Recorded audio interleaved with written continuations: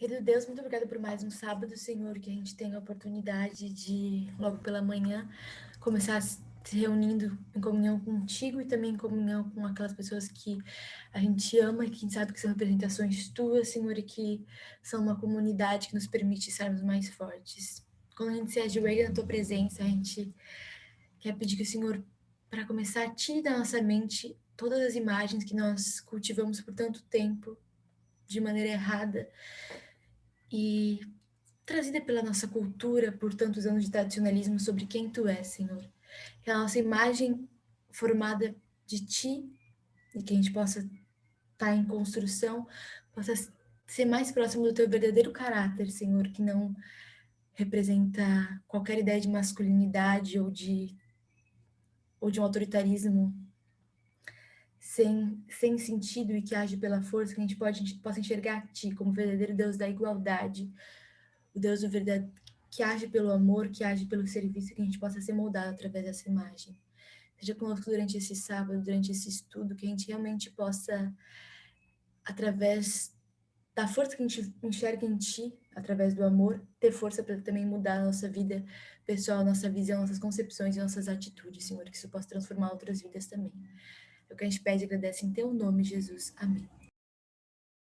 Hoje a gente vai falar sobre um assunto que a Tess trouxe acho que fazem duas campais, é uma campal que aconteceu no final de outubro, que vai falar um pouquinho sobre feminismo e sobre, digamos assim, refinar mais nossa ideia sobre feminismo, porque, né, a igualdade é um assunto relativamente novo, quando a gente entendeu que a gente, né, abandonou uma visão conservadora, fomos para uma visão mais equilibrada de alguma forma, de que o feminismo seria uma coisa boa e não uma ruim, como a visão dos conservadores, mas essa visão ainda assim ela tem que ser acurada, tem que ser refinada. Não basta a gente simplesmente abraçar tudo aquilo que o feminismo, né, sendo algo amplo e tendo diversas, digamos assim, faces, nos entrega. A gente também tem que saber escolher aquilo que a gente acredita e a parte do feminismo que nos representa e que nós escolhemos representar e segurar e compartilhar essa bandeira, né? A gente vai. Peraí, deixa eu compartilhar a tela rapidinho aqui. Se vocês tiverem, né, alguma dúvida, podem levantar a mão. Se eu não vir, vocês podem, como a Gabi falou, abrir o microfone e falar. Enfim, fiquem à vontade para comentar, perguntar, enfim, para a gente participar disso juntos. Eu vou compartilhar rapidinho a tela. E a gente vai ver um quadro que a Tess fez para a gente nessa campanha que eu falei de outubro, uma campanha relativamente recente, em que ela coloca um pouquinho sobre a história do feminismo, fala sobre a história do feminismo, e ela faz uma linha falando sobre as ondas do feminismo. Primeiro ela começa falando que não tem um consenso, tem pessoas que dizem que são 4 ondas, outras que dizem que são 13, e o feminismo, ele é em si dividido. Dividido, digamos assim, ele não é um todo unificado, em que todas as pessoas concordam sobre as mesmas coisas e pregam as mesmas coisas, enfim. E é isso que ela quis deixar claro pra gente, mas ela fez um apanhado um pouquinho da história. Falando que a primeira onda do feminismo, ela começa lá em 1848, tendo uma primeira convenção em Seneca Falls, em que as mulheres que lideraram essa convenção e que tiveram essa iniciativa, elas se encontraram em 1840, elas eram abolicionistas, mas naquela época as convenções abolicionistas não eram permitidas para as mulheres, mas mesmo assim 2 mulheres foram a essa convenção, foram proibidas de entrar, então elas tiveram que, né, elas se conheceram ali e começaram a organizar o próprio movimento, que se tornou um movimento feminista, né, em prol dos direitos das mulheres e que culminou nessa primeira onda, por volta do início da década de 20, com a permissão do voto para as mulheres. O movimento sufragista fez com que as mulheres pudessem votar a partir de então. Isso a partir de 1920 nos Estados Unidos, é algo que se espalhou pelo mundo, né? A segunda onda, ela é uma coisa que é mais abrangente, não é só em relação ao direito do voto, mas ela se espalha mais para outras áreas da vida. Digamos que ela começa com o lançamento de um livro, que é a Mística Feminina, e ela termina, também não tem uma concepção certa, exata, né, de quando começa exatamente, quando termina exatamente, mas uma média seria 89, E marcos para o fim dessa onda seriam o advento da palavra e do conceito de interseccionalidade, que eu já coloquei aqui e botei meio que uma definição, mas eu queria que alguém falasse. Alguém já ouviu falar dessa palavra? Lembra o que é, que poderia dar uma pequena explicação para a gente sobre? Eu dei um estudo sobre intersexo, né? Intersexualidade. E ser intersexo são humanos, pessoas que nascem como um espectro entre homem e mulher. Então, ele nasce com os dois sexos. Ou esses dois sexos podem estar explícitos, ou pode ser que nasça com um testículo, o bebê nasce com um testículo, do outro lado tem uma trompa interno. Então, ser intersexo, a intersexualidade está ligada a essa diversidade, essa forma de ser que foi criada por Deus, que é que o bebê nasce assim. E esses intersexos, eles podem sentir prazer pelos dois sexos quando os têm. Alguns se consideram hermafroditas. A gente sabe que não é muito bem usado, mas aqueles que têm os dois sexos se consideram hermafrodita completo. Então, às vezes, como o caso de uma capixaba, uma pessoa que é do Espírito Santo, nasceu com os dois sexos, mas acima, um pouco abaixo do umbigo, o pênis, e abaixo a vagina, e ela urinava pelo pênis, né? Ela sentia prazer pelos dois sexos. Então, tem toda uma complexidade. Isso é só para entender um pouquinho o que é ser intersexo. Obrigada. E é isso, eu não sei, alguém escreveu alguma coisa aí, eu não sei se tem a ver com alguma coisa que eu estou falando. Deixa eu ver o chat. Ah, tá. São palavras muito parecidas. Então, quando eu estava ouvindo a Tess falar, eu também confundi interseccionalidade, eu acho que eu também errei um pouquinho na pronúncia, com intersexualidade, que são palavras bem próximas. Mas, de qualquer forma... Mas são diferentes. São diferentes. Essa explicação foi maravilhosa, eu acho que é algo que vale a pena a gente ouvir, independente. Mas interseccionalidade, que foi essa palavra que a Tess trouxe, ela tem a ver com camadas de opressão. Foi algo que foi a ver, que começou a, digamos assim, estar em voga, essa palavra, esse conceito, em 1989. Então, quando a gente fala sobre feminismo, sobre direitos das mulheres, a gente está envolvendo todas as mulheres. Mas a interseccionalidade, ela fala sobre essas camadas de opressão, porque uma mulher branca, rica, digamos assim, ela tem um nível de opressão por ser mulher, mas uma mulher negra, pobre, da periferia, ela tem outros níveis de opressão. Uma mulher islâmica, uma mulher hispana, enfim, uma mulher imigrante. Então, são esses outros níveis de opressão, outras camadas que podem estar presentes na vida das mulheres. Então, a gente não enxerga todas elas no mesmo filtro. A gente tem que enxergar isso de maneira mais personalizada, sabendo que diferentes pessoas, diferentes mulheres, elas têm suas realidades afetadas por diferentes formas de preconceito, enfim, né? Como gênero, raça, classe. Então, isso foi algo que esteve muito em voga em 89, começou a ganhar espaço, e é algo que, a partir de então, para a terceira onda, ganhou cada vez mais espaço, é algo que está muito presente nas perspectivas do feminismo, hoje em dia. Dessa visão mais, digamos assim, ampliada e, ao mesmo tempo, individualizada, quando a gente fala sobre as opressões sofridas pelas mulheres. E outro ponto que aconteceu em 89 foi um caso da Suprema Corte Americana, que eu não sei falar mais ou menos, que foi da Price Waterhouse versus Hopkins.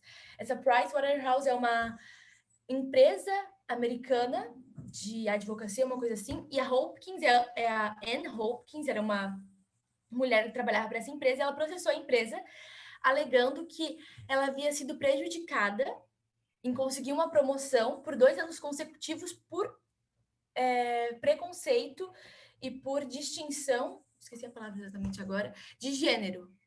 Porque ela não era uma mulher tão feminina, ela não usava tanta maquiagem, não usava joias, não usava saltos. E o diretor da empresa, quando no primeiro ano ela perdeu essa oportunidade, né, de conseguir ser promovida, ele falou para ela: se você se vestisse de maneira mais feminina, arrumasse seu cabelo, usasse maquiagem, joias, e fosse menos assim agressiva em alguns aspectos, não exatamente essa palavra, mas menos incisiva, menos incisiva, firme, talvez você tivesse mais chance. Então isso foi o teor que fez essa mulher ir até a Suprema Corte e realmente obter a vitória como que ela, como um preconceito de gênero, uma segregação de gênero fez com que ela não conseguisse alcançar essa promoção. E realmente a Suprema Corte esteve de acordo com ela, e isso foi um grande passo, um grande avanço para o feminismo, porque trouxe à tona que as mulheres, isso é fato, elas sofrem preconceitos de gênero e uma segregação de gênero nos ambientes de trabalho, mas agora isso foi reconhecido pela Suprema Corte, então isso foi uma coisa muito grande. E aí, a partir de 1991, a gente pode dizer que começou a terceira onda. Um fato importante que aconteceu aí foi que essa mulher, está escrito aqui o nome aqui em cima, Anita Hill, ela denunciou um candidato à Suprema Corte, que é alguma coisa Thomas, enfim, denunciou ele como abusador, ele como que teria abusado ela, importunado ela sexualmente, ela tinha sido assessora dele, enfim, tinha trabalhado com ele, e ela fez essa denúncia, mas ainda assim eles ignoraram essa denúncia, não levaram em conta, e ele foi para a Suprema Corte, ele está até hoje na Suprema Corte. Enfim, então, e a tese alega que a partir da terceira onda houve muita confusão, o feminismo já era dividido, mas houve mais divisão ainda, e houve mais digamos assim, inconformidade, e não dá para achar uma coisa tão coesa como a gente acha nas outras ondas. E esse marco é um marco importante na história do feminismo, que aconteceu em 91, onde seria, até se colocou no início da terceira onda, mas também não tem um marco fixo, que todas as pessoas concordam, e seria uma derrota para o feminismo, porque uma mulher preta, ela denunciou, essa Anita Hill denunciou uma pessoa que trabalhava com ela, falando que ele não seria uma pessoa própria para estar na Suprema Corte, e ainda assim, essa denúncia dela foi ignorada, ele está na Suprema Corte até hoje, e como um homem preto, foi colocado como se ela estivesse sendo racista, mas sendo que ela era uma mulher preta, enfim, fazendo essa denúncia. Então, é uma alegação que não faz muito sentido, mas ainda assim ela foi colocada, e esse homem está até hoje na Suprema Corte, é um dos membros mais conservadores da Suprema Corte. Então, isso é para a gente ter um background, um pouquinho das ondas do feminismo. Isso é basicamente o que a Tess colocou, a gente está realmente objetivando, vamos fazer uma revisão em cima daquilo que a nossa ancia destacou para a gente. E agora ela traz a divisão, né, nesses estudos do feminismo, 3 principais divisões. E a gente vai falar e vai ver um pouquinho sobre o feminismo cultural, que se baseia na existência de uma essência feminina e na existência de uma essência masculina. Ou seja, existem diferenças entre homens e mulheres. As mulheres são mais cooperativas, mais gentis, mais, digamos assim, nutritivas, né? Elas mais se preocupam em dar ao outro. Elas procuram uma maior ênfase nas relações, elas se preocupam mais com as relações, e elas teriam uma suposta ética do cuidado, né? São mulheres que cuidam mais, que são mais, assim... São mulheres, não. Todas as mulheres seriam mais cuidadosas, seriam mais voltadas para essas questões do cuidado, do carinho, enfim. Esse seria o tipo de feminismo, né? Se a gente dissesse que o Papa Francisco, em algum nível, ele é feminista, é o tipo de feminismo que o Papa Francisco ele defende, em que, basicamente, até se coloca que a figura do homem é representada pela figura do Touro Apis, né, a gente interpretando, e a figura da mulher, ela é colocada pela figura da Virgem Maria. Então, eles são diferentes, mas os dois, na concepção, digamos assim, católica, nessa visão de mundo, eles têm muita importância, eles têm o seu papel, mas eles são diferentes. E isso é uma coisa que eu acho bem interessante, que eu queria que a gente visse um pouquinho mais, por essa diferença que a gente vê na sociedade, porque olhando para a sociedade, olhando para homens e mulheres, a gente vê diferenças, né? A gente não...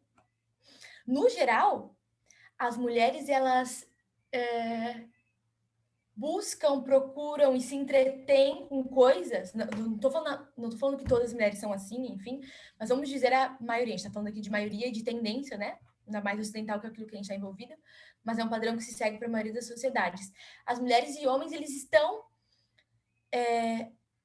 Eles têm escolhas diferentes muitas vezes, eles se relacionam de maneiras diferentes, eles se vestem, se cuidam da estética de uma maneira diferente, cuidam da casa de maneira diferente, escolhem para lazer coisas diferentes. Por que que isso acontece? A gente acredita que existem essência feminina e masculina? Eu queria que alguém abrisse e desse uma opinião, palpite, enfim, ou uma visão de por que que existe essa diferença, que realmente é explícita.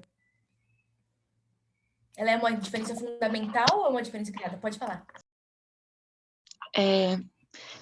Naquele livro The Gender Brain, que é o gênero do cérebro, a Gina Gibbon ela vai falar sobre a plasticidade do cérebro e como que nós somos, querendo ou não, frutos do meio. E se você olha para o comportamento geral, você realmente vai ver mulheres são mais cuidadosas do que homens. Mas a pergunta elementar, a básica que ninguém faz é: por quê? As pessoas elas ainda estão se fundamentando no que psicólogos disseram há 150, 200 anos atrás, falando de que a mulher ela é emocional e o homem é racional.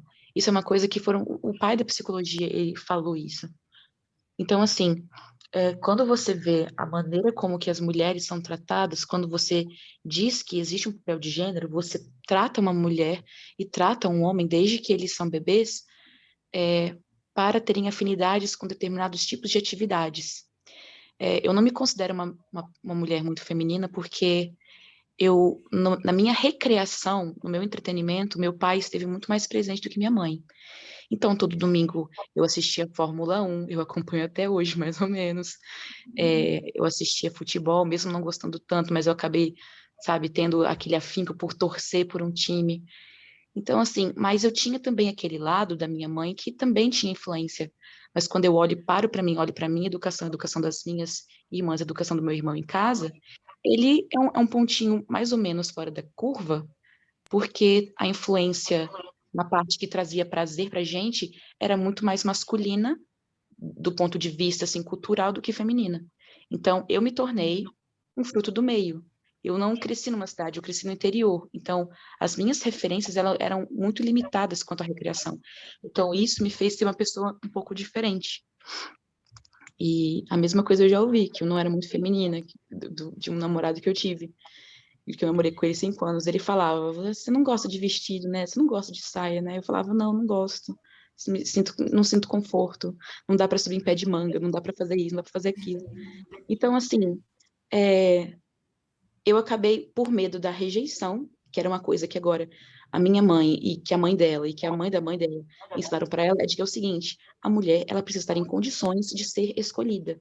Então, aquilo criou com o passar dos anos aquela insegurança em mim de que eu preciso ser aceita. Então, por mais que eu tenha um lado que é meio masculino, tem aquela insegurança, entre aspas, feminina, que foi colocada dentro de mim, dizendo que eu só serei feliz se eu for aceita, mas para ser aceita eu preciso estar de uma forma. Então, eu passei a usar vestidos, aí passar saia, antes de entrar no movimento ainda. É isso. Maravilhosa, Pepinha, muito obrigada. Então, a Paula trouxe pra gente que os padrões comportamentais que as mulheres adquirem, que ela adquiriu, estão mais relacionados ao meio que a gente vive, às exigências sociais.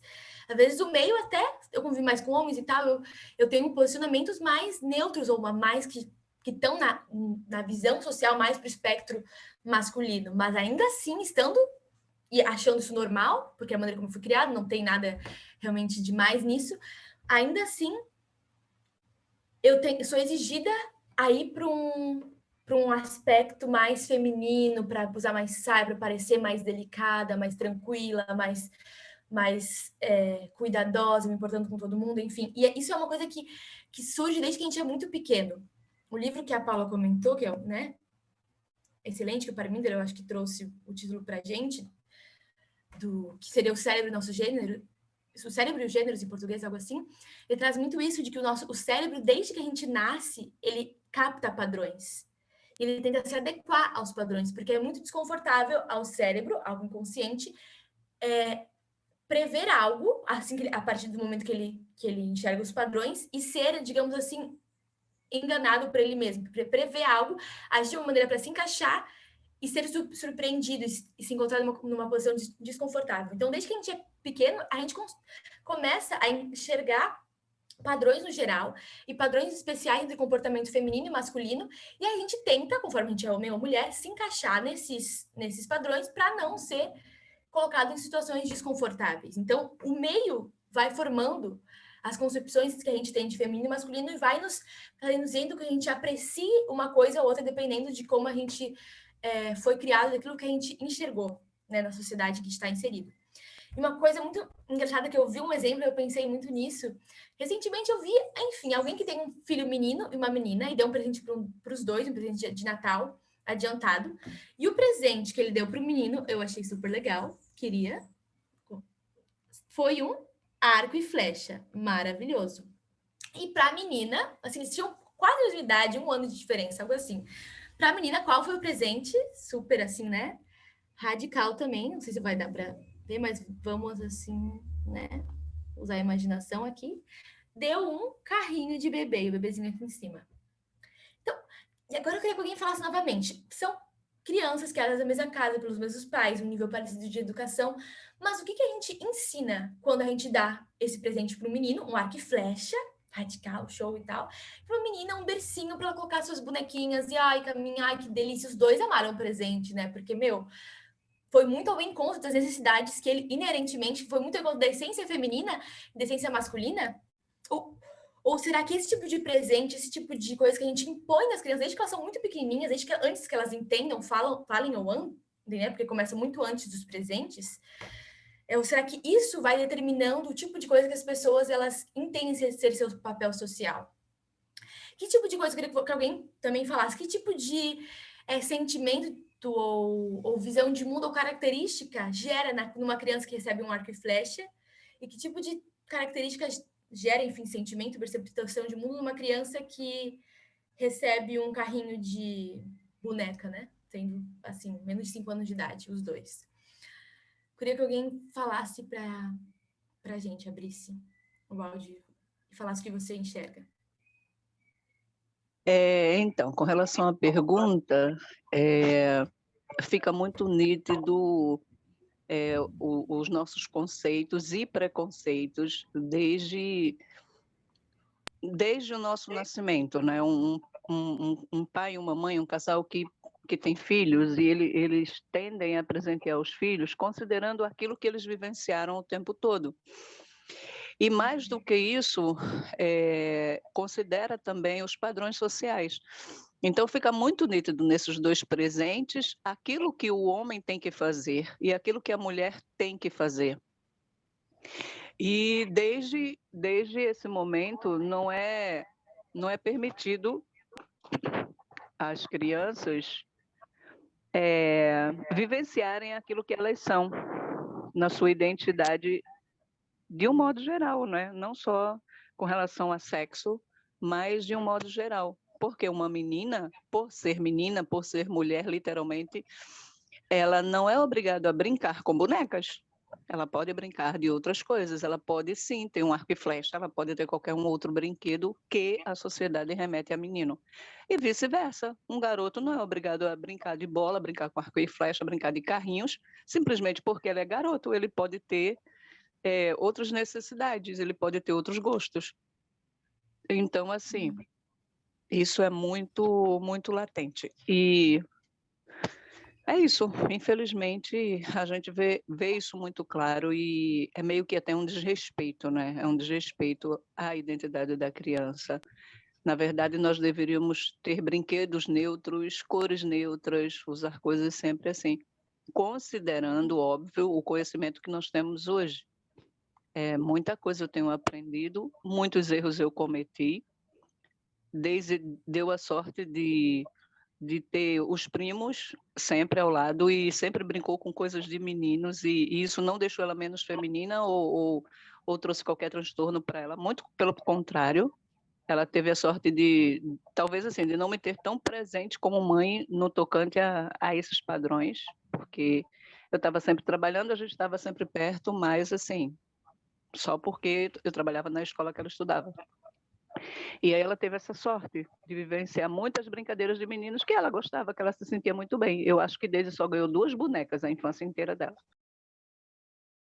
Eu acho que isso tem muito a ver com personalidade também da criança, porque assim, é como minha mãe falou, eu realmente sempre brinquei só com meninos, meu irmão só tinha um irmão homem, assim, mais próximo, né, claro.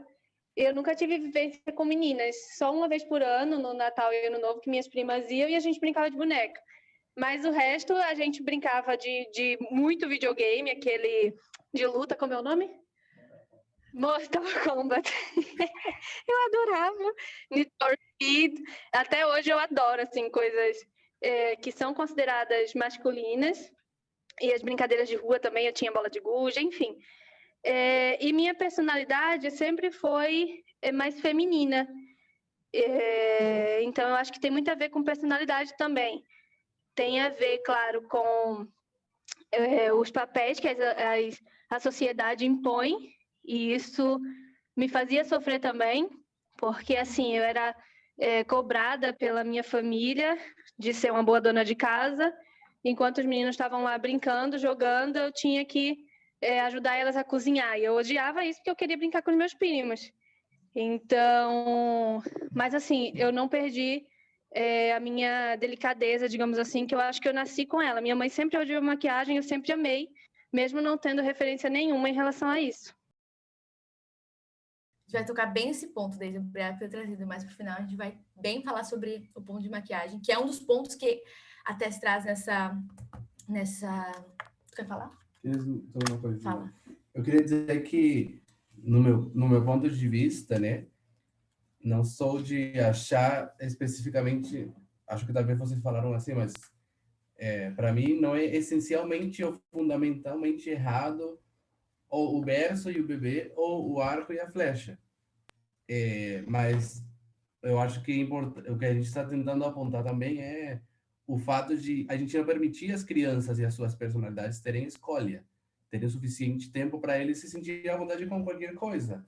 Hoje, na nossa sociedade, tem algumas pessoas que têm ido mudando, tem pais que não se importam mais quando vêm fazer, sei lá, futebol, tem pais que vão para lá, mas aí tem uma grande porção da sociedade que se entristece quando vem a menina querendo fazer coisas de menino, porque, sei lá, porque acham que ela vai sofrer depois, ou ninguém vai gostar dela no futuro, ou também se preocupam quando uma criança, homem, menino, tá querendo brincar com boneca, não sei o quê.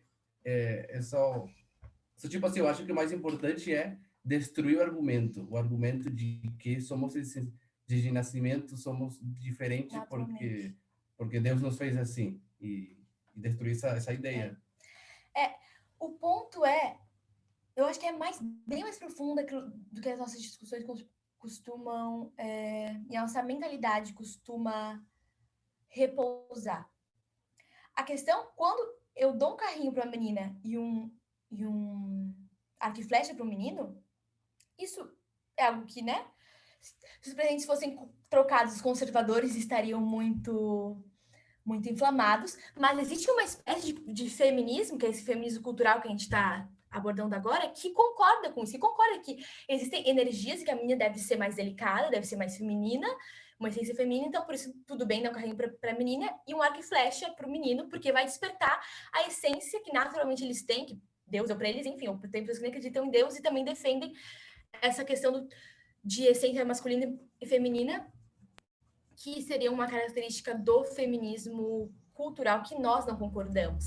Porque o que essas coisas incutem? A criança não só ganhar um carrinho ou ganhar um arco e flecha, mas ela olhar em volta na sociedade, não só os seus pais, mas toda a sociedade, de que as mulheres elas estão mais preocupadas com arrumar a casa, cuidar dos filhos, com se arrumar, estar com o cabelo sempre muito bonito. Pode não ser sua mãe, mas pode ser artistas da televisão, ou tudo aquilo que nos envolve. As mulheres, no geral, estão muito mais preocupadas, a gente até vai falar mais sobre isso, em estarem esteticamente agradáveis e alinhadas. E os homens não estão nem aí para isso, entendeu? O homem acorda, toma um banho, vai para a vida e tá bem. Ou estão mais, sei lá, ver o seu pai mais preocupado com futebol, com luta, com moto, com coisas mais radicais. Então, naturalmente, né, esses presentes são só um símbolo, mas é incutido na cabeça da criança, desde que ela nasce, sendo menino ou menino, que o menino, ele tá mais...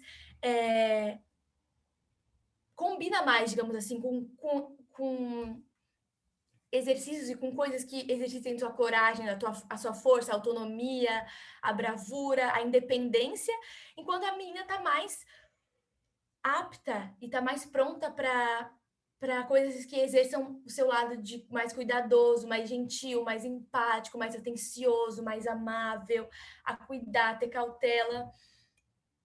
E também porque ela vê a mãe dela mais entretida nisso e o pai mais entretido nas coisas mais radicais, mais, enfim, mais desprendidas, que não exigiam tanto cuidado estético, tanto cuidado ao outro, que sejam mais independentes, enfim. Então, são coisas que desde pequenininha são incutidas, mesmo que a pessoa não tenha pai, enfim, mas é algo social, é um mal social, que existe realmente um mundo cor-de-rosa e um mundo azul, para quem acredita nessa essência feminina, mas a gente vai ver que mesmo para as feministas liberais, que não acreditam nisso, que talvez criem seus filhos de uma maneira mais livre, a gente acaba caindo de alguma forma nisso.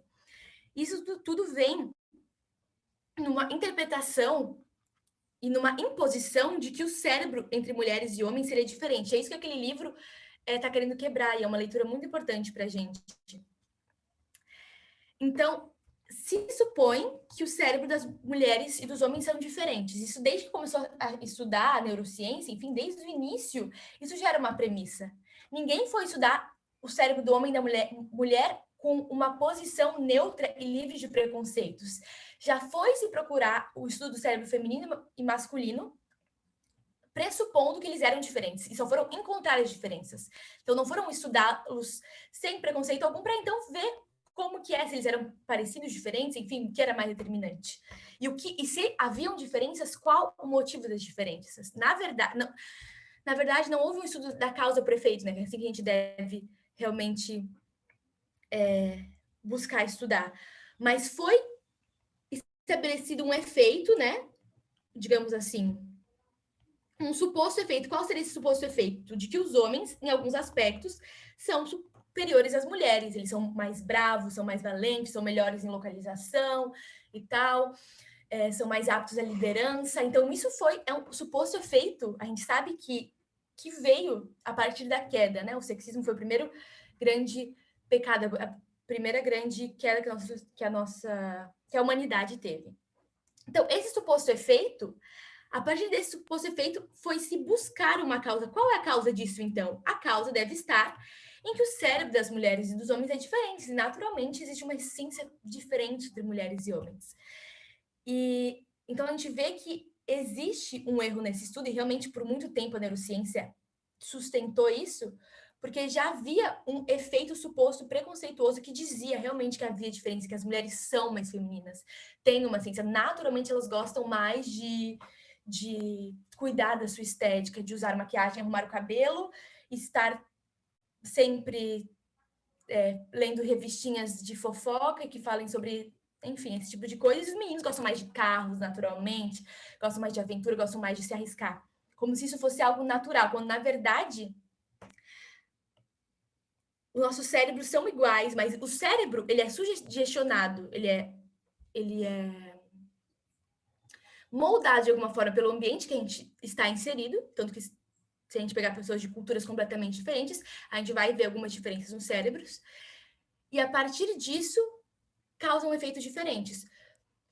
Por exemplo, o cérebro de uma pessoa que toca um instrumento de cordas, ele vai ter uma ligação maior entre o lado direito e esquerdo do cérebro. E a pessoa não nasceu assim. Eu acho que tem várias pessoas aqui que tocam instrumentos de cordas e sabem que exigiu um esforço. Ela não pegou o violão pela primeira vez. Meu cérebro, ele tem as conexões mais rápidas, então naturalmente eu vou aprender, vou sair tocando chorinho, qualquer que seja a música mais difícil do mundo, porque eu tenho essa conexão. Não, né? Você aprendeu, se esforçou, descobrir quais eram os padrões para tocar uma música, para que tocar diversas músicas fosse, né, uma coisa agradável, uma coisa que tivesse lógica, enfim, que fosse melodiosa, então você aprendeu, se esforçou, e aí o seu cérebro, ao longo desse período, foi desenvolvendo conexões maiores entre o lado direito e esquerdo. Então, foi algo adquirido. Então, as mudanças que se encontram, porque o lado direito, porque o corpo caloso que une as duas, o lado direito e esquerdo, da mulher é assim, do homem é assado. Porque a sociedade impôs vivências diferentes, simplesmente por eles serem homens e mulheres, né? Deu para um arco e flecha que desenvolve diversas habilidades, e para outro, um carrinho e várias bonecas que desenvolvem outras habilidades, e por conta disso, o cérebro desenvolveu algumas características diferentes. Então, não é que inerentemente os cérebros são diferentes, mas eles podem desenvolver algumas diferenças mínimas e insignificantes, no geral, mas por conta da questão social. Então, a gente vê que é bem diferente daquilo que a gente está acostumado. E a gente não consegue concordar com esse feminismo cultural. Aí vem um outro extremo, digamos assim, que seria o feminismo radical, que diz que o pessoal é político e que diria que tudo aquilo que a gente escolhe na nossa vida pessoal, se eu escolho passar maquiagem ou não, se eu escolho, enfim, trabalhar ou só ficar em casa cuidando das crianças, se eu escolho como que eu divido as tarefas com o meu marido em casa ou com os meus filhos, sendo filhos meninas, meninos, enfim, isso tudo impacta de uma maneira política, impacta na sociedade. Não existe nenhuma escolha que a gente faça nas nossas vidas pessoais que não impactem numa esfera mais abrangente na sociedade, na criação de novas pessoas, enfim. Então, a gente tem essa visão, que é uma visão bem radical, que não é uma visão tão popular, que diria que o pessoal é político, e quando surgiu foi na segunda onda do feminismo, essa expressão, e as mulheres começaram a se revoltar, especialmente aos padrões de beleza, surgiu um termo pejorativo para elas como as queimadoras de sutiã, que tipo, querem acabar com todos os padrões, assim, nenhum homem vai querer olhar para elas e tal, sendo que isso na verdade nunca aconteceu. O que aconteceu foram que algumas manifestações as mulheres tinham latas de lixo, elas jogavam fora sutiãs, espartilhos, jogavam fora perucas e cílios postiços, coisas que faziam com que elas sentissem que era uma espécie de escravidão, de prisão, e elas jogaram fora, e um jornalista falou que elas estavam queimando, que nunca aconteceu, e foi uma visão muito, assim, dramática, de alguma forma até, assim, poética, que se espalhou, sendo algo que nunca aconteceu. Então, esse seria o lado mais radical.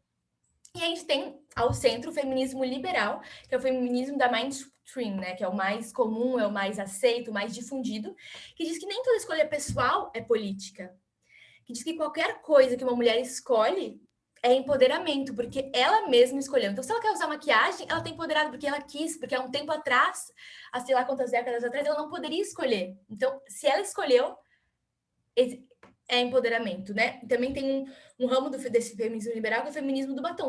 É esse ponto. Se ela quer usar maquiagem, então ela é empoderada, porque ela escolheu e ela tem esse direito, e ela pode se demonstrar seu poder, seu empoderamento, sua sexualidade, mostrar isso de uma maneira muito assim incisiva através da maquiagem, de roupas sensuais, enfim, de vários aspectos, e de que isso é uma maneira de chamar atenção e de se empoderar e de realmente ser uma feminista liberal. Então, vejo isso como algo muito bom. E tem algumas discordâncias entre esse feminismo liberal e radical em especial, que a Tess apontou, que é a questão do hijab, né? Enfim, da vestimenta muçulmana que tampa o cabelo, algumas outras são mais amplas e só deixam os olhos, as burcas, enfim. Enquanto o feminismo liberal diz que isso é uma escolha da mulher, se ela escolhe isso, ela pode escolher. O feminismo radical diz que isso é uma imposição social, de que a mulher enxerga todos os padrões à sua volta e que dizem que esse é o normal, que esse é o aceitável, e que ela acaba impondo isso para ela mesma, acreditando que esse é o melhor, acreditando que é assim que ela deve viver e que tá tudo bem com isso. O segundo ponto é a pornografia, e assim como o feminismo liberal pode chegar a dizer que se eu acredito que o meu marido deve ser minha cabeça, e se eu acho que isso é maravilhoso, isso é libertador, eu escolhi, eu posso fazer isso. E a Tess falou que em 2019 ela enfrentou essa dificuldade, porque as mulheres do movimento diziam, não, mas é bom viver o patriarcado, não nessas palavras, mas viver o homem acima da mulher. A vontade de Deus, eu me sinto bem, me sinto livre e liberta, mas ainda assim uma questão atacada, porque a gente sabe que é simplesmente a mulher comprou uma ideia de que é assim que deveria ser, e por conta disso ela acaba se submetendo a isso, achando que é isso que ela deve, é isso que ela pode, e ela não desfruta da plena liberdade, porque ela está satisfeita com algum tipo de cobertura, algum tipo de submissão, seja ao marido, seja a padrões de beleza, enfim. O segundo Lara, ponto, pode falar. eu tenho só uma dúvida. Eu tentei, assim, ficar refletindo comigo mesmo o que significa essa frase, mas eu não consegui, desculpa a minha ignorância. O que significa o pessoal é igual ao político? É que quando vem a palavra político, sempre vem, associa com política, mas eu não consegui entender muito bem essa frase quando a Tess trouxe. O pessoal é igual ao político. O político, quando a gente fala a palavra política, ela não está simplesmente, a gente está acostumado a associar isso, né? A política que é feita digamos assim, no Senado, no Congresso, pelo presidente, enfim, pelos congressistas, política não é simplesmente isso. Política é tudo aquilo que envolve, de alguma forma, a sociedade, né? A política, a origem da palavra é polis, aquilo que envolve a cidade, o conglomerado de pessoas, né? Então, é algo mais abrangente do que simplesmente a questão, né, que envolve nosso voto, que envolve as decisões políticas numa cidade, num país, num estado. Então, é uma coisa muito mais abrangente, envolve questões mais sociais mesmo. Então, quando que eu falo que o pessoal é político, as minhas decisões pessoais, como mulher, como homem, enfim, elas vão impactar a sociedade. E por si só, aquilo que é político, que é aquilo que envolve a união de várias pessoas. Isso é político, né? Tudo aquilo que envolve seres humanos reunidos não deixa de ter política, porque a política, ela é a união de várias pessoas, né? Que, digamos, têm objetivos em comum. Todas as pessoas que vivem em sociedade, elas têm objetivos em comum, senão a gente viveria numa anarquia. Mas tá. Com licença, Lara, pode falar? Pode falar, claro. A gente viu isso muito sobre a questão do uso de máscara e de isolamento social no Covid também, né? Porque muitas pessoas, elas se julgavam como pessoas que não estavam em grupos de risco e que elas não precisavam se proteger. E sobre a questão da vacina também, como que a gente tinha que se proteger para que outras pessoas fossem protegidas disso. Então, o caso, obviamente, a gente não está fazendo mal, entre aspas. Tipo, eu não vou impactar. Você acha que não vai impactar sobre a vida de alguém se você está usando maquiagem ou se você está usando joias?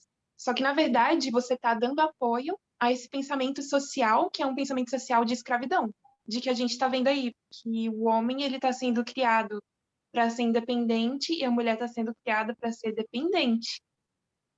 Então, quando eu estou usando isso, eu estou dando aval a esse pensamento social de que eu tenho que estar muito pendente aqui, sabe? E outras mulheres olham para isso, elas se acham inadequadas e elas vão buscar isso também. Muito obrigada, Carol, foi bem ao ponto. É justamente isso, porque as nossas decisões pessoais, elas impactam, mesmo que a gente não perceba, mesmo que a gente não consiga traçar objetivamente, né, as consequências da vida de X, Y, Z, mas elas ajudam a firmar um status quo em que, por exemplo, o valor da mulher é atrelado à sua aparência. Por isso que o feminismo liberal e o radical, no terceiro ponto, eles discordam em relação à beleza, aos padrões de beleza. E o feminismo radical, ele é contra o uso de maquiagem, de qualquer coisa que sejam mais comumente usadas para a mulher e que sejam com o objetivo de tornar a aparência mais padronizada, valorizar a beleza da mulher, porque a gente não concorda que a beleza, o feminismo radical, né, que a beleza da mulher, ela está... o valor da mulher está atrelado à sua beleza. Então, uma forma de demonstrar isso é eu não usar maquiagem, porque o meu valor ele não impacta e ele não reside se eu tenho olheira ou não, se a minha pele ela é lisa ou ela tem espinha, ou se X, Y, Z, que são coisas que os homens não se preocupam, mas é uma carga que mesmo a gente dizendo que gosta, que, nossa, que eu nasci assim, eu amo, é uma carga que basicamente só reside sobre as mulheres. Só as mulheres, né, tomam sobre si, entre aspas, quando na verdade é algo imposto que muitas vezes a gente não enxerga. Enfim, então essa é uma das diferenças que tem. E um exemplo desse pessoal é político, Gi, é esse caso que aconteceu aqui que eu falei no início. Lembra que essa mulher, a Anne Hopkins, ela ia para o trabalho com essa empresa, Pricewaterhouse, que era um trabalho de advocacia e tal, e ela não usava muita maquiagem, não arrumava muito cabelo, não usava muitas joias, o que se era esperado de uma mulher, e ainda mais uma mulher num ambiente de trabalho competitivo, importante e tal. Sendo assim, ela poderia ter duas opções: se adequar ao padrão, porque esse era o padrão, ela era um emprego, ela ia receber uma promoção, ela ia ganhar muito dinheiro, ela ia subir o nível de vida, ela ia ficar pessoalmente muito mais bem-sucedida, né? Na visão de muitas pessoas. Mas o que ela decidiu? Ela decidiu se manter longe dos padrões, longe do uso de maquiagem, que seria uma coisa simples, pequena, meia horinha por dia, você tá linda, né? Enfim, a visão de alguns poderia ser algo pequeno, e ela vai para a Suprema Corte por uma coisa pessoal dela não querer usar maquiagem, joias, saltos, arrumar o cabelo, enfim. E ela vai para a corte, e ela não muda só a visão social, e pessoas que começam a ver se espelhar com ela, então ela muda a visão política mais geral, mas ela muda até a política dos Estados Unidos indo à Suprema Corte, a decisão da Suprema Corte impacta todas as próximas decisões que teriam sobre desigualdade de gênero. Então, isso é um exemplo muito de algo pessoal, ela só não queria passar maquiagem, ela poderia ter sido muito promovida, ganhado muito só se adequando aos padrões sociais na vida pessoal dela. E é algo que impactou fortemente toda a política americana, mas também pessoas que passaram a olhar para ela como um exemplo, entendeu? E mesmo que a gente nunca vá chegar, talvez ir para uma corte, enfim, ou talvez sim, né? Enfim, mas vamos dizer, pode ser que ainda que não chegássemos a isso, ainda assim isso tem impacto na sociedade, nas pessoas que a gente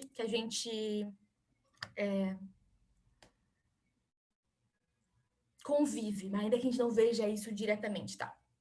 E eu até vou falar depois, no final, vou dar um exemplo pessoal. Não, tá, a gente tem o feminismo, que é uma coisa que a gente sabe que nós devemos ter. Mas por que eu escolhi como título de que ser feminista não é a solução? Porque tem essas divisões do feminismo, essas são as principais que a Tess colocou pra gente. E não basta, será que basta eu escolher uma e falar, eu vou ser feminista sim, porque eu quero, porque eu gosto, porque eu acho que se encaixa mais na minha, sabe, na minha essência de como eu nasci, assim, de como eu acho que eu sempre fui? Será que basta apenas isso? Basta eu simplesmente pegar a bandeira do feminismo, escolher o que mais me favorece e assim eu vou estar levantando e sendo um representante dos 144 mil, levantando a mensagem de igualdade da melhor maneira? Nisso a Tess fez um paralelo, eu achei muito legal, eu trouxe ele de uma maneira parecida, que aqui a gente tem algumas opções, que eu vou colocar aqui. Quais a gente escolhe? A gente tem a opção de guardar um dia da semana, né, em devoção a Deus, como cristãos ali, não guardar dia nenhum, achar todos os dias especial, eu posso ser ateu, eu posso ser um cristão não praticante, eu nem me preocupo com isso. Tem pessoas que guardam todos os dias, eu já ouvi vários que estão falando que todos os dias são dias de devoção especial, enfim. Pode ser de qualquer outra religião, pode ser um agnóstico. Qual deles vocês acham que nós escolhemos, devemos escolher? E é a posição, digamos assim, mais certa de vida. Guardamos um dia da semana, né? Isso aí. Muito obrigada. Então, a gente sabe que o certo é guardar no dia da semana. Então, essa seria a opção certa. Mas quando a gente aproxima de longe, parece que a gente tá, ufa, tô no caminho certo, é isso que eu tenho que fazer. Eu poderia ficar tranquila, feliz, ir embora para casa e achar que é só escolher um dia da semana guardar. Tá tudo bem, não vou comprar, não vou vender, não vou trabalhar, não vou, enfim, estimular outro tipo de trabalho. Mas quando a gente chega perto das países, a gente tem outras opções. A gente vê que o domingo e o sábado eles se enquadram nessa ideia de guardar um dia da semana. E eu tenho que ser mais específica. Se eu quero receber o selo de Deus, se eu quero fazer parte do povo de Deus, eu tenho que escolher algo específico. A gente sabe que essa escolha é o sábado. Então, da mesma forma, quando a gente vem para o feminismo, que a gente sabe que é o teste da nossa geração, não basta a gente escolher o todo e falar, não, é isso que eu vou ser, não importa qual, como eu vou pegar o pacote geral, dizer que eu sou feminista, inventar um feminismo à minha maneira, ou guardar um dia da semana à minha maneira, né? Eu tenho que escolher algo específico que é a vontade de Deus, que é muito mais libertador, né? Porque foi para a liberdade que Cristo nos libertou. Então, a gente tem que escolher o mais libertador, o que mais representa o caráter de Deus. Sendo assim, a gente vê claramente, né? Até porque a gente discutiu um pouquinho sobre o cérebro humano, que o feminismo cultural não é aquilo que Deus quer pra gente. E qual dos dois será que Deus quer pra gente? Não é também o feminismo liberal, o feminismo da mainstream. Mais uma vez, a gente tá com a posição que é menos popular. Hoje em dia é algo que está crescendo de alguma forma novamente um pouco, mas é a menos popular. Só vou falar sobre esse ponto 2 rapidinho, que é o segundo ponto que se diferencia entre o feminismo liberal radical, a pornografia. O feminismo radical é completamente contra a pornografia, e o liberal, que é a maioria que diz, cada um sabe a sua maneira, se as mulheres querem ir lá e querem trabalhar com isso, seja com pornografia, seja com... Uma expressão artística. Né? Uma expressão artística, enfim, com prostituição, tá tudo bem. Mas nós, como feministas radicais, que esse é o ramo que a gente escolhe, nós entendemos que isso, na verdade, é uma forma de objetificação da mulher, e qualquer forma de objetificação da mulher, a gente é contra. Então, isso são coisas para a gente se considerar. Então, eu tenho visto muito, antes mesmo até falaram, uma coisa que me incomodava muito, assim, muitas mulheres falando, porque muitas feministas liberais, elas criticam padrões de beleza, elas criticam maquiagem, não é todo mundo que diz que tem esse feminismo do lipstick, né, do batom, que dizem que os maquiagem, enfim, todas essas coisas são uma forma de empoderamento.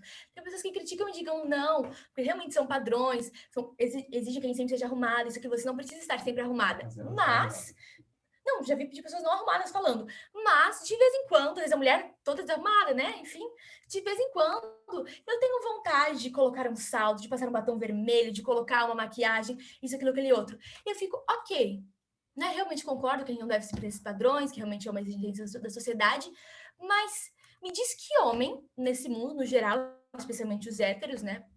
Isso é um outro tema interessante, porque eu vejo que os homens homossexuais, os gays, eles são muito mais...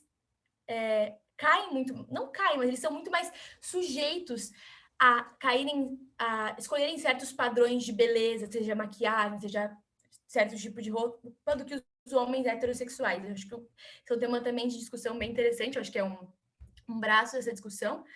Eu acho que seria bem legal discutir, talvez com alguém tenha mais lugar de fala.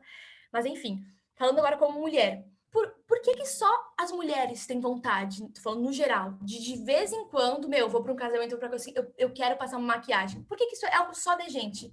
Se a gente acredita que nossos cérebros são iguais, se a gente acredita que não há diferença entre homens e mulheres, se a gente acredita que as diferenças elas são impostas e criadas, será que naturalmente eu cresci com uma vontade de que os meus, né, como a Tess fala, que meus rímels meus cílios fossem maiores e minha boca fosse mais vermelha? E às vezes eu acordo e tenho essa necessidade, e meu marido que dorme do meu lado todos os dias, coincidentemente, ele nunca acorda com essa vontade. Mas eu, de vez em quando, acordo. Será que faz sentido a gente achar que isso realmente é algo inerente dentro de nós? E por ser algo teoricamente inerente, que a gente sabe o que não é, tá tudo bem? Eu, de vez em quando, me mudar desses padrões, porque isso me faz sentir bem, isso me faz ter autoestima.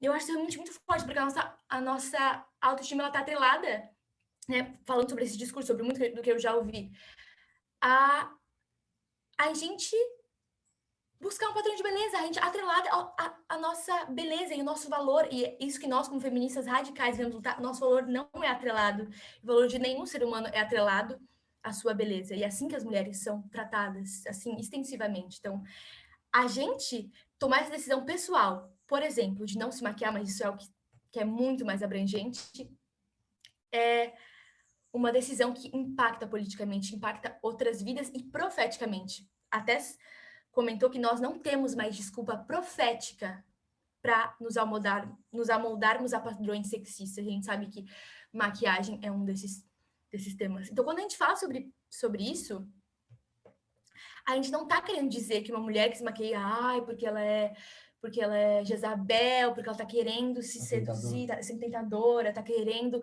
usar da sua sensualidade, Nosso objetivo não é julgar ninguém, mas interpretar que isso, na verdade, não deixa de ser uma fuga que objetifica as mulheres, que mesmo que seja em momentos mínimos, é algo que está sempre, digamos assim, pesando para as mulheres e sempre sendo uma insegurança. Mas agora eu vou em tal evento, eu preciso passar alguma coisinha, porque senão todo mundo vai olhar. Mas todos os homens que vão estar lá vão ter acordado, tomado um banho, ido para o lugar, botado uma roupa normal e ninguém vai questionar. Mas mesmo que eu tenha uma pele muito melhor, mesmo que eu tenha muito menos rugas, eu preciso de uma maquiagem para me sentir mais segura e para que as pessoas me olhem de maneira diferente. Eu acho, sinceramente, esse é um ponto que me indigna muito. Me indigna muito que a gente ainda esteja tendo dificuldade de enxergar isso, que eu por muito tempo tive, e eu vejo que nós, no movimento, ainda temos essa dificuldade, eu vejo que é uma coisa que a gente deve superar como mulheres, sabe? Eu vejo que os estudos nossos mais próximos, eles nos ajudam a nos fortalecer algumas coisas que às vezes estão faltando a ficha cair. Eu acho que essa é uma ficha que precisa cair para todas nós, a gente precisa se fortalecer para entender que as pequenas coisas, elas têm grandes impactos, né? Nossas pequenas decisões pessoais, elas têm grandes impactos.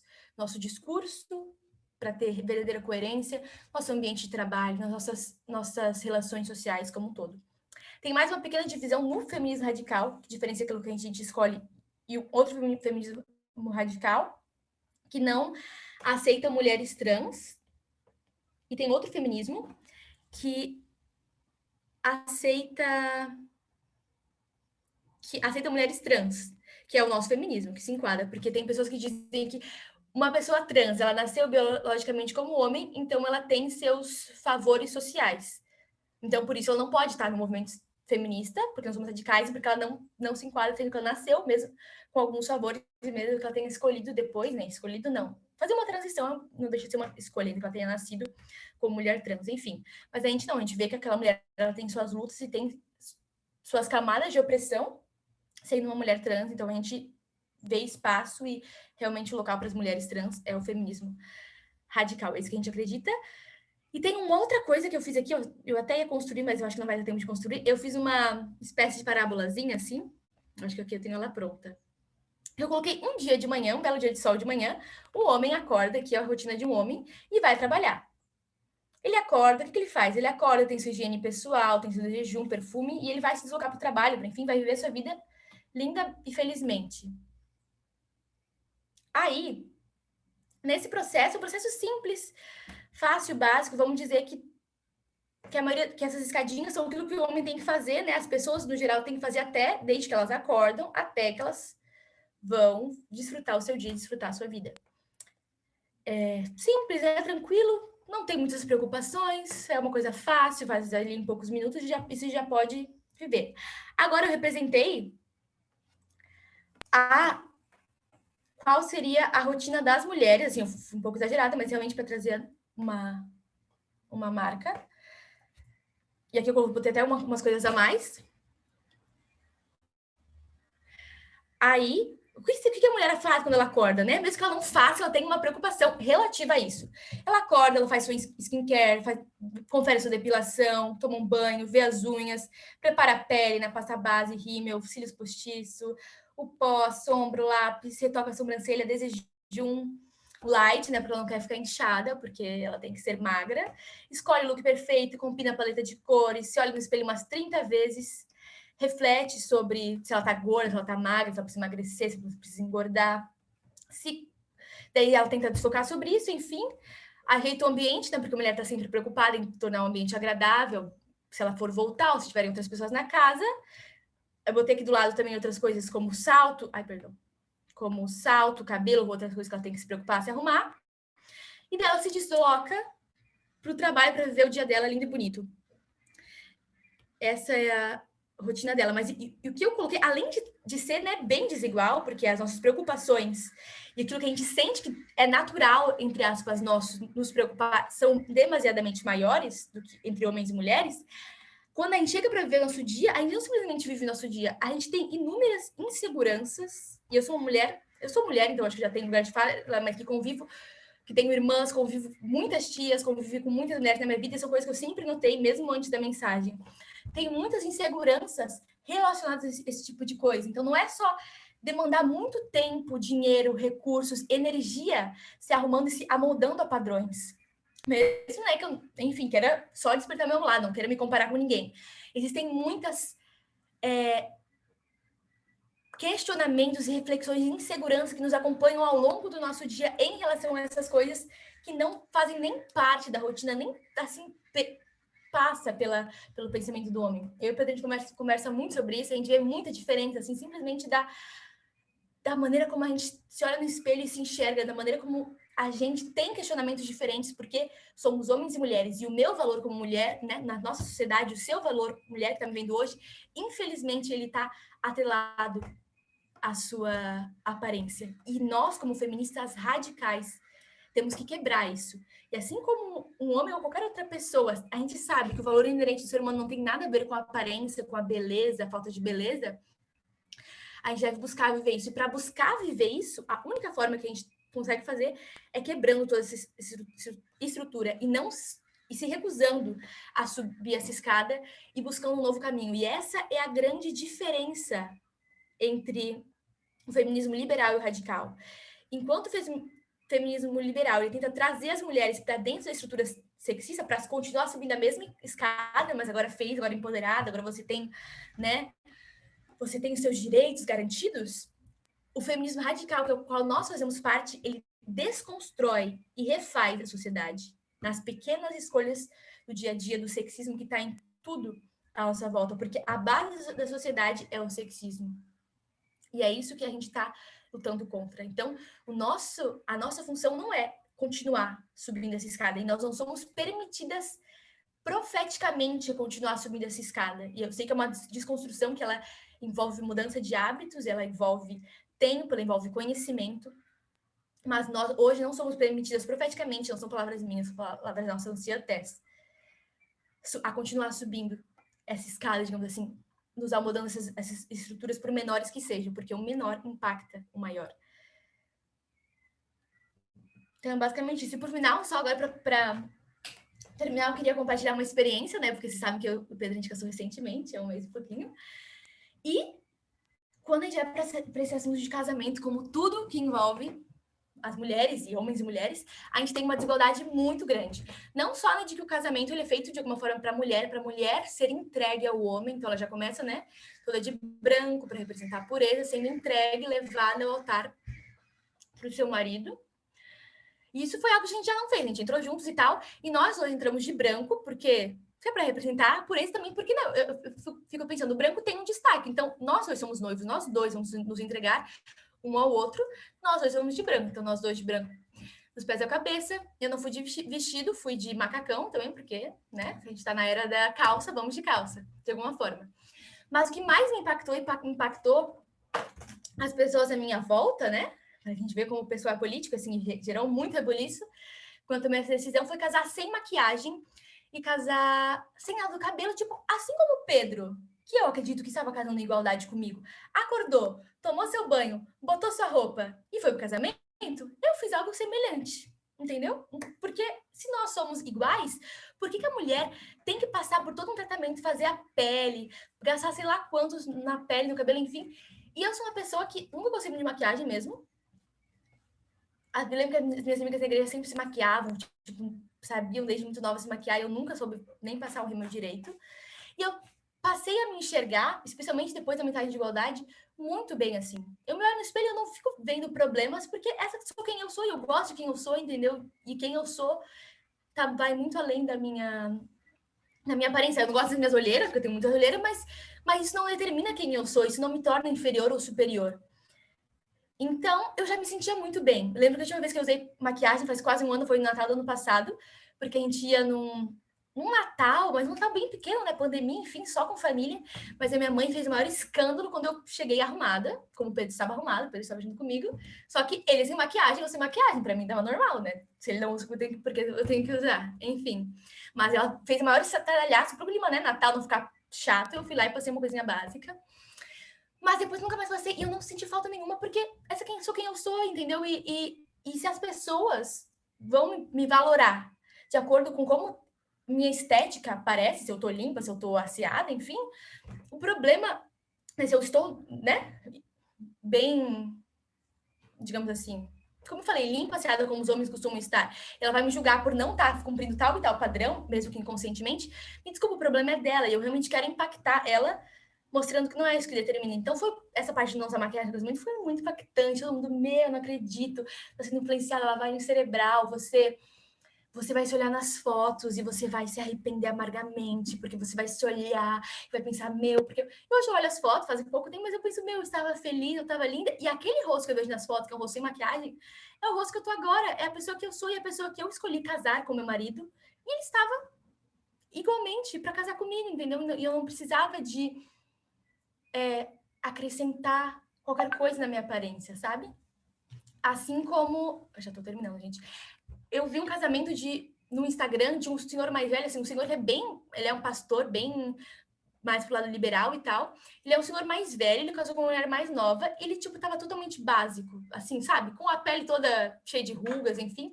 E a mulher era muito mais jovem, muito mais padronizada, e ela tava cheia de maquiagem, cheia de coisa, cheia disso, cheia de aquilo.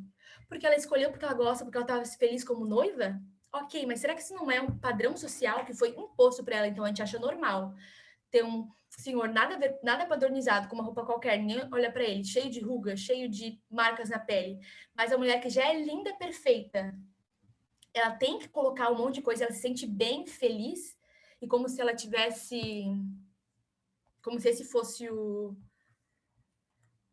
Enfim, como se fosse o normal dela gostar desse tipo de coisa. Eu acho que é uma coisa que a gente deve muito refletir. A gente deve não só refletir, mas se a gente quer continuar nessa plataforma profética, a gente deve realmente mudar e buscar essa mudança. Os padrões de beleza são só um aspecto. Existem muitos aspectos que a gente deve lutar. A gente fala, parece que mais para as mulheres, mas os homens têm inenarráveis mais aspectos para mudar. Também, o que inclui a atração que eles sentem. Eles podem falar que eles não gostam não gostam dos padrões, mas muitas vezes eles se sentem mais atraídos por mulheres mais próximas ao padrão. Então, é uma estrutura muito, muito grande, realmente, que a gente é requerido desconstruir para poder construir a partir disso. Então, eu peço que a gente não tenha medo, sabe? A gente tem esses ambientes de comunidade para a gente falar, conversar e buscar isso, buscar quebrar esses padrões. Lara, Pode falar. eu só achei interessante também que a Tesa rematou o estudo dela falando sobre que o mais interessante é a nossa forma de olhar para as pessoas que estão agindo errado, né? Não é como um conservador que vai ficar julgando essas pessoas, mas nós vamos ter misericórdia por estar justamente entendendo a raiz do problema. Eu acho que isso foi um ponto assim maravilhoso que ela trouxe. Justamente. Não é olhar e pensar, porque é que nem ela fala sobre as girl bands e sobre essas mulheres, né? Hoje a gente vê as cantoras no nosso país, elas mundial, hiper se sexualizam. Não é falar, porque elas estão sendo muito vaidosas, querendo chamar atenção, mas porque elas são vítimas de uma sociedade que o valor da mulher tá na questão da aparência. Então, é simplesmente elas serem vítimas e nós queremos lutar contra, é como uma ponte para essas pessoas, para mostrar que existe uma outra alternativa. Não como um julgamento, jamais. Muito obrigada, Gi. E é isso, gente. Vamos já fazer uma oração para terminar, mas depois, porque eu acho que eu passei um pouquinho do horário, mas depois se alguém quiser fazer algum comentário, alguma coisa, alguma pergunta, tá bom?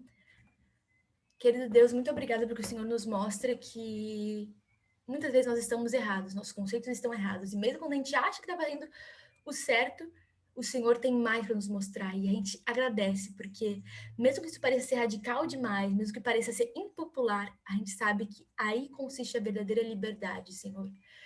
Que o nosso valor, ele não pode estar em nenhuma métrica criada nesse mundo, em nenhum padrão estabelecido que parece que não tem como fugir dele, parece que a gente já nasce escolhendo e gostando e indo para esse lado. A gente agradece porque o Senhor diz que o valor de uma alma é de um valor infinito, e a partir disso a gente não tem como colocar réguas ou padrões. Eu ajude a entender isso, entender que cada pessoa que a gente olha tem um valor infinito, independentemente das escolhas, dos caminhos que elas tenham tomado, mas que nós possamos ser testemunhos vivos, Senhor, mudar nossos hábitos, mudar nossos pensamentos, nossos posicionamentos, e que essa comunidade seja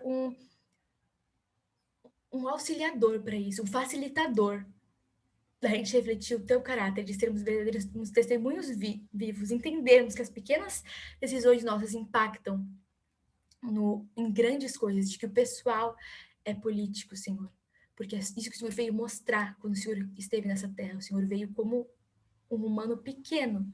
E as suas pequenas decisões impactam nossas vidas até hoje. E que nós possamos verdadeiramente sermos reflexos teus e não reflexos de qualquer imagem distorcida que tenha nesse mundo.